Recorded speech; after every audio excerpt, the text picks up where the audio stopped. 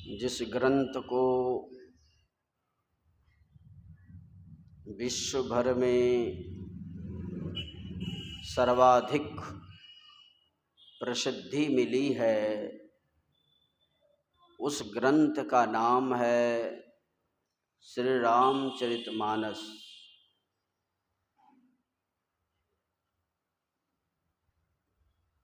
हमारे देश के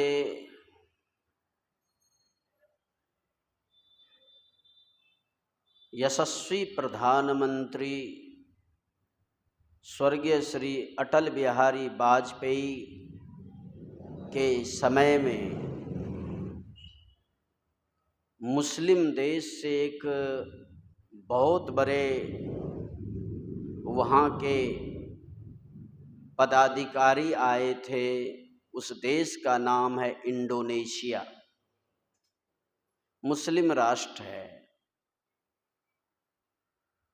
तो वाजपेयी जी से कहा उस इंडोनेशिया के सरकार के आदमी ने कि मुझे भगवान राम की जन्मभूमि देखनी है, जबकि वह खुद मुसलमान था और मुस्लिम देश से आया हुआ था। आश्चर्य से पूछा वाजपेयी जी ने कि आप इंडोनेशिया से आए हैं, इंडोनेशिया एक मुस्लिम राष्ट्र है, आप खुद एक मुस्लिम हैं, आप राम जन्मभूमि देखना क्यों चाहेंगे? तो उस इंडोनेशिया के पदाधिकारी ने जो बताया आपको हैरान कर देगी उस बात को सुन करके। क्या बताया उन्होंने कहा, वाजपेयी जी, राम जन्मभूमि देखने की बात कर रहे हैं आप। मेरे देश में सरकारी खर्च पर साल के अंत में 1 महीने के लिए प्रत्येक रोज रामलीला का आयोजन होता है इंडोनेशिया में। ये है रामायण की प्रसिद्धि। ये तो वाजपेयी की जवानी की बात करता हूं, 2016 की बात करता हूं। मैं उस समय जम्मू कश्मीर में था। मैं टेलीविजन पर देख रहा था कि भारत के महामहिम प्रधानमंत्री श्री मोदी जी मुस्लिम राष्ट्र का जो दादा कहलाता है, उस देश का नाम है सऊदी अरबिया, वहीं उनका आगमन हुआ था। सऊदी अरबिया में पहला प्रधानमंत्री भारत का गया था जो इतनी भव्यता के साथ स्वागत किया था वहाँ की सरकार ने। और जानते हैं, मैं टेलीविजन में देख रहा था, भारत के प्रधानमंत्री के स्वागत में वहाँ के सरकार वहाँ की, उन्होंने सरकारी खर्च पर रात्रि काल में भारत के प्रधानमंत्री के स्वागत में रामलीला का आयोजन सऊदी अरबिया में किया। ये है हमारे धर्म ग्रंथ की ताकत, ये है रामायण की ताकत। मैं आपको छाती पर हाथ रख करके सोचने के लिए कहता हूं, अगर सऊदी अरबिया में रामलीला का आयोजन हो रहा है तो राम कौन बने होंगे? कोई मुस्लिम भाई बने होंगे। सऊदी अरबिया में अगर रामलीला हो रहा है, सीता कौन बनी होगी? कोई मुस्लिम बहन बनी होगी। यहां से तो नहीं गए होंगे ना। ये है मेरे धर्म ग्रंथ की ताकत। उसी धर्म ग्रंथ से अभी पाठ करके हमारे प्रिय रमन जी ने सुनाया आपको। क्या सुनाया? आप सुन रहे थे। भगवान राम आज माता सबरी के आश्रम में आए हुए, बहुत दिनों का इंतजार था। मैं कभी कभी गाता हूं, रामा रामा रटते रटते बीती रे उमरिया, हे रघुनंदन कब आओगे मेरी रे झोपड़िया। ये हालत थी सबरी माता की। बहुत ग्रंथों ने कहा, शास्त्रों ने कहा कि भगवान राम के इंतजार में 14,000 वर्ष तक प्रतीक्षा करती रही। कौन? सबरी माता। उस समय भगवान राम का जन्म भी नहीं हुआ था जिस समय भगवान राम के आने की बात मतंग ऋषि ने अपनी शिष्या सबरी से कहा था। पांचवी भक्ति तो आपने सुन ही लिया है, छठी भक्ति से सुनाता हूं। छठी भक्ति क्या है? छठी भक्ति को अगर आप चौपाई सुने होंगे, उसमें सुनाया गया, छठ दम शील विरति बहु कर्मा निरत निरंतर सज्जन धर्मा। इस आराध्य देव ने टीका किया रामचरितमानस में, इंद्रियों को दमशील बनाना। गौर करके सुनेंगे, बड़ी गंभीरता पूर्वक बातें सुननी होगी। इंद्रियों को दमशील बनाना, इंद्रियों को निग्रह करना, इंद्रियों को रुकने वाला स्वभाव का बनाना। अब इंद्रियों को समझना पड़ेगा, इंद्रियों की संख्या कितनी है। हमारे आराध्य देव ने कहने की कृपा की कि इंद्रियों की कुल मिलाकर के संख्या 14 हैं। कितनी इंद्रियों की संख्या है? 14। 5 कर्मेंद्रियां, 5 ज्ञान इंद्रियां, 4 अंतःकरण की इंद्रियां। अब 5 कर्मेंद्रियां कौन कौन से हैं? हाथ, पैर, गुदा, लिंग और मुंह, इसको कहते हैं कर्म इंद्रिय। ये मोटी मोटी इंद्रियां हैं जो हम आप सभी कोई देख सकते हैं इस इंद्रियों को। इससे थोड़ा सा सूक्ष्म इंद्रियां, हालांकि वो भी मोटी ही है, लेकिन कर्म इंद्रियां के बनस्पत वो सूक्ष्म इंद्रियां है। उसका नाम दिया गुरु महाराज ने ज्ञान इंद्रियां। क्या नाम दिया उसका? ज्ञान इंद्रियां। उसकी भी संख्या 5 है। वह है आंख, कान, नाक, जिह्वा और त्वचा। कर्म इंद्रियां में भी 5, जिसका है हाथ, पैर, गुदा, लिंग और मुंह। ज्ञान इंद्रियां में भी 5, जिसका नाम है आंख, कान, नाक, जिह्वा और त्वचा। बच गई 4 इंद्रियां। 4 इंद्रियां ये है जिसको 10 इंद्रियां मिलकर के भी नहीं देख सकती, वह सूक्ष्म इंद्रियां है। हालांकि परमात्मा के सामने ये सब की सब इंद्रियां अत्यंत स्थूल है, क्योंकि परमात्मा से वैसी कोई सूक्ष्म नहीं है। इसलिए परमात्मा के सामने जब भी बात आएगी, ये सारी की सारी इंद्रियां स्थूल हो जाएगी। लेकिन ये दोनों प्रकार की इंद्रियां जो है, कर्म इंद्रियां और ज्ञान इंद्रियां, इन दोनों के सामने ये कर्म अंतःकरण की इंद्रियां सूक्ष्म है। उनकी संख्या 4 है। मन, बुद्धि, चित्त, अहंकार। मन, बुद्धि, चित्त, अहंकार। इसको, इन 14 इंद्रियों को गुरु महाराज ने 3 भागों में बांटा। कितने भागों में? 3 भागों में। 5 कर्मेंद्रियां, 5 ज्ञान इंद्रियां और 4 अंतःकरण की इंद्रियां। थोड़ा सा इसकी स्पीड की भी बात कर लेता हूं, इसकी गति की बात कर लेता हूं तीनों की। कर्मेंद्रियां हाथ, पैर, गुदा, लिंग और मुंह। अब पैर से कोई सही चौक पर जाने के लिए 10 मिनट पैर से, अब रहने दीजिए, ये ख्याल रखना है पैर कौन सी इंद्रियां में आता है? पैर कौन सी इंद्रियां में आता है? कर्म इंद्रियां में आता है। ये ख्याल रखना है। कर्म इंद्रियां पैर है जिसको सही चौक जाने में 10 मिनट लगेगा या 15 मिनट लगेगा, मान लीजिए, एक बात मान लीजिए। अब इसको यहीं रहने दीजिए। ज्ञान इंद्रियां में आता है आंख पहले। उस मकान पर खड़े होकर के शहीद पर चौक पर जाने के लिए आंख को कितना समय लगेगा? 1 सेकेंड से और क्या कम बोलेंगे? 1 सेकेंड से कम बोला जाएगा क्या? 1 सेकेंड दे दीजिए उसका नाम। तो आंख है ज्ञान इंद्रियां, जिसको लगा 1 सेकेंड। अब इसको भी रहने दीजिए। अब बात करते हैं अंतःकरण की इंद्रियां की। अंतःकरण की इंद्रियां में पहले आता है मन।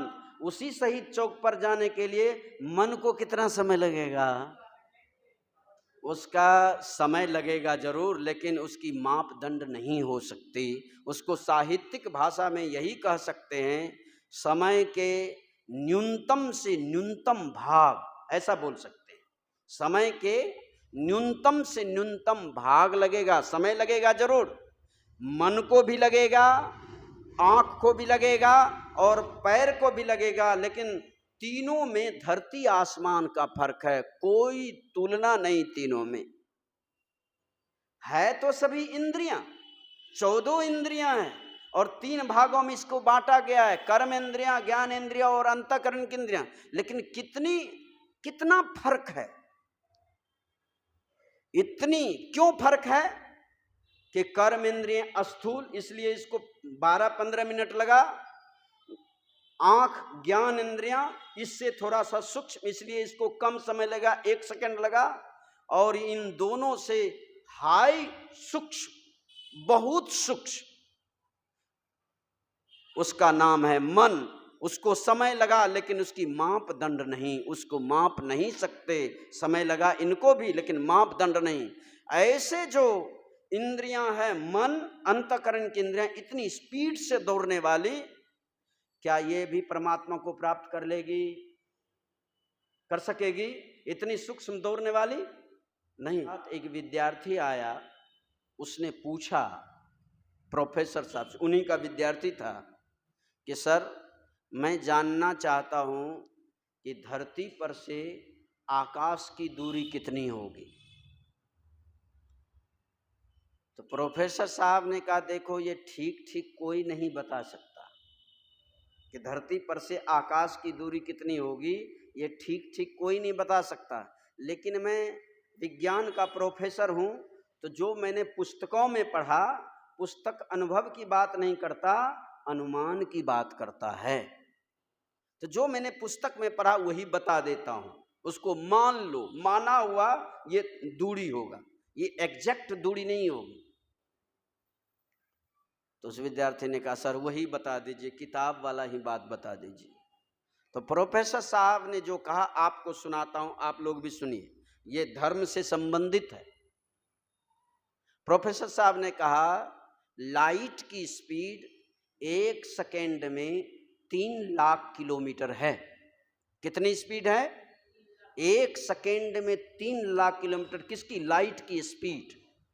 ऐसे 3 लाख किलोमीटर की प्रति रफ्तार से दौड़ने वाले ये लाइट को, आकाश को पार करने में 100 वर्ष लगेगा। कितना लगेगा? बुद्धि काम करती है? बुद्धि काम कर रही है? पुनः दोहराता हूं इस बात को। प्रकाश की गति 1 सेकेंड में 3 लाख किलोमीटर। जो लाइट 3 लाख किलोमीटर की प्रति सेकेंड की दर से दौड़ती है, ऐसे प्रकाश को एक आकाश गंगा को पार करने में 100 वर्ष लगेगा। बुद्धि काम कर रही है?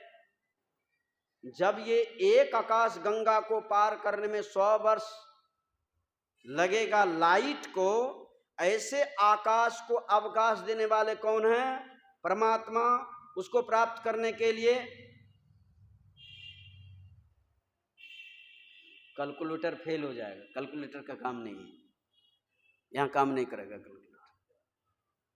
जब ये स्थूला आकाश, ऐसा आकाश, नानक साहब ने कहा जो आकाश के अंदर में रह रहे हैं, ये स्थूल, सबसे स्थूल आकाश है। ऐसा आकाश, बहुत आकाश है। नानक साहब ने कहा, लख लख आकाशा लख लख पताला।